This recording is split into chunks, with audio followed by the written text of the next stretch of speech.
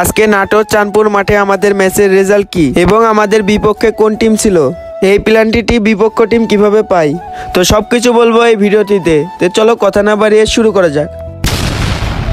তো WhatsApp guys, welcome to my new blog video.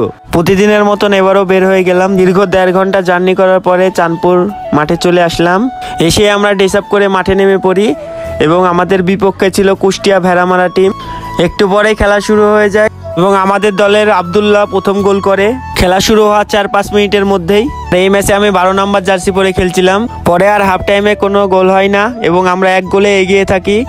পরে আবারও হাফ টাইম পরে খেলা শুরু হয়ে যায় এবং এখানে আমি বাইসাইকেল মেরে ক্লিয়ার করি এবং আমাদের টিমের প্লেয়ারের ডি বক্সের মধ্যে হ্যাম হওয়ার কারণে কুষ্টিয়া একাদশ একটি প্লেনটি পাই এবং গোল করে এবং কিছুক্ষণ পরেও তারা আরেকটি গোল করে।